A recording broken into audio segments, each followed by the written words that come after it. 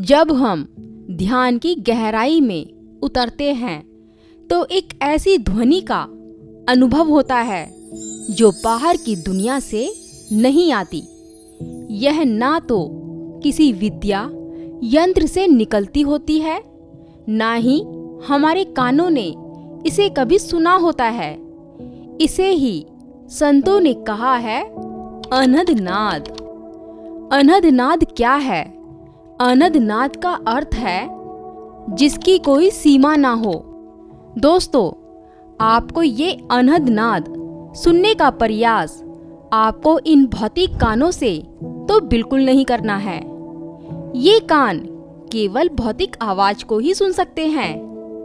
वैसे दोस्तों, आप इन कानों से भी सुन सकते हो, लेकिन तब जब आप बहुत ज्यादा इन आवाजों को सुनने में निपुण हो जाते हैं, तभी आप अपने इन भौतिक कानों से इन सूक्ष्म आवाजों को सुन सकते हो। दोस्तों, कानों को बंद करके ये अनहद नाद सुना जाता है और यह अनहद नाद प्रत्येक इंसान के अंदर हमेशा चलते रहते हैं और इस अनहद नाद को ब्रह्मा कहा गया है।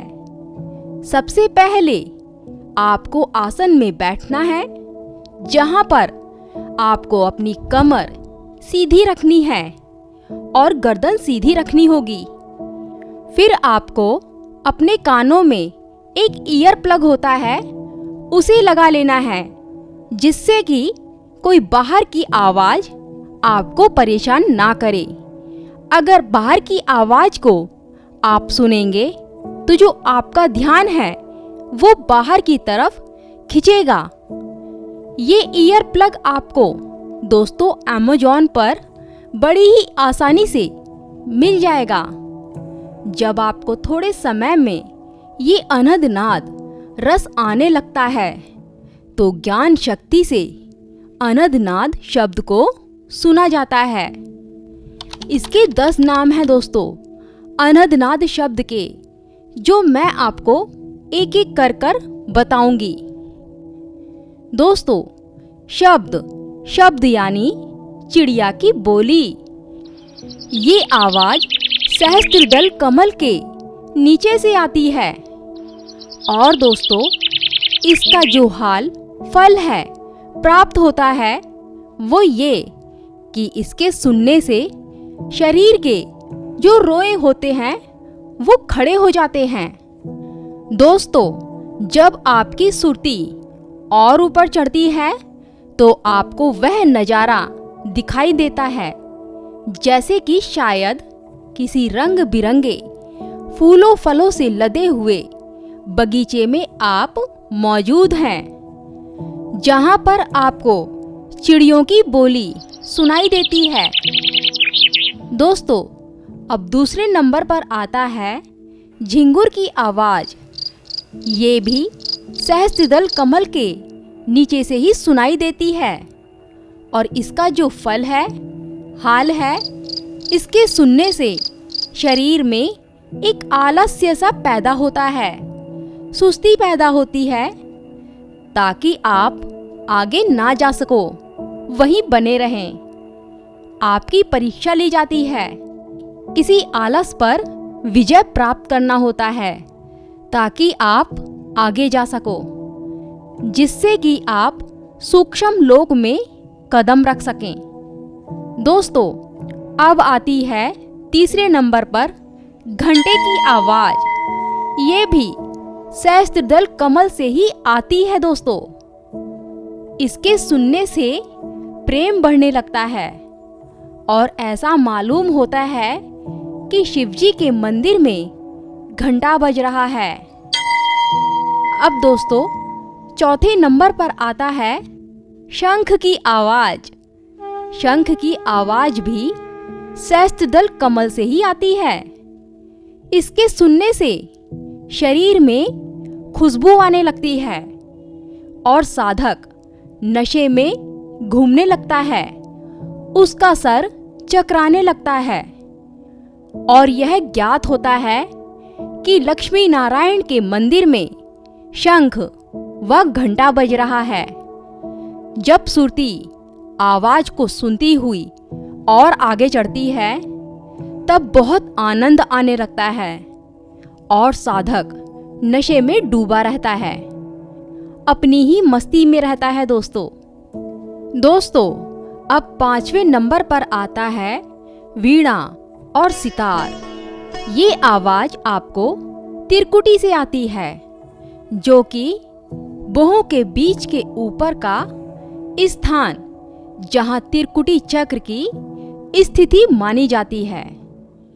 इसके सुनने से मस्तिष्क से अमृत रस झरने लगता है और बहुत आनंद आने लगता है और उसके शरीर से सारे रोगों का नाश हो जाता है।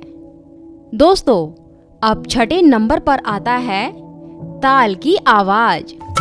ये आवाज आपको 10वें द्वार से सुनाई देती है, जो हमेशा छुपा हुआ रहता है। इसके सुनने से अमृत मस्तिष्क से कंठ में आने लगता है और आपके शब्द ऐसे हो जाते हैं कि जो भी आपकी आवाज को शब्दों को सुने वो आपकी बातों का, आपकी आवाज का दीवाना हो जाए। अब दोस्तों 7वें नंबर पर आता है बांसुरी की आवाज। हाँ, बांसुरी की आवाज भी 10वें द्वार से ही आती है। दोस्तों इसको सुनने वाला छुपे भेदों को जान लेता है और अंतर्यामी हो जाता है और बहुत कुछ सिद्धि शक्ति उसको प्राप्त हो जाती है। यह वही बांसुरी है जो श्री कृष्ण बजाते थे और ब्रजवासी सुनकर मोहित हो जाते थे। अब 8वें नंबर पर आती है दोस्तों मृदंग की आवाज। ये आवाज आती है भंवर गुफा से। इसके सुनने से बहुत आनंद मिलता है और सुनने वाला हर समय मस्त रहता है, क्योंकि ये जो शब्द है वो भीतर बाहर सुनाई देने लगता है और साधक की दूरदृष्टि यहाँ तक हो जाती है कि छिपे भेदों को जान लेता है, जो एक आम इंसान नहीं जान पाता है।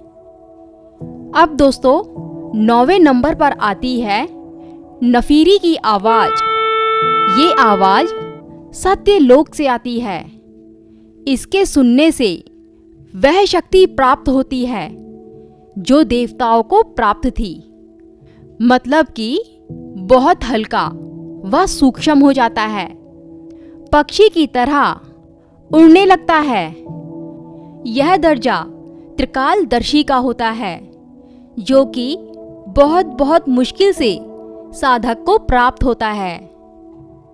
अब 10वें नंबर पर आता है दोस्तों बादल की गरज और बीन बाजे की आवाजें। ये आवाजें भी आपको सत्य लोक से ही आती हैं।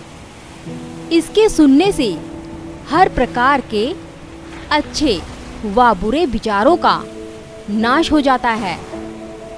दोस्तों मैं आपको बता दूं, सत्य लोक सहस्त्रार को ही कहते हैं, क्योंकि जब साधक सहस्त्रार में पहुंच जाता है वहां पर सब कुछ भूलना ही होता है, या यूं कहूं कि सब कुछ खत्म होने लगता है, क्योंकि सहस्त्रार वैसे भी नशे की अवस्था है और ज्यादा नशा तो आप जानते ही हैं शरीर के लिए अच्छा नहीं होता है, शरीर को छोड़ना ही होता है। मतलब ये इस आवाज तक आप तभी पहुंच सकते हैं जब आप ये सभी पड़ाव पार कर लेंगे। तो दोस्तों ये वीडियो कैसी लगी कमेंट करके जरूर बताना। अगर कुछ समझ में ना आए तो प्लीज कमेंट में लिखकर डाल देना। नमस्कार दोस्तों।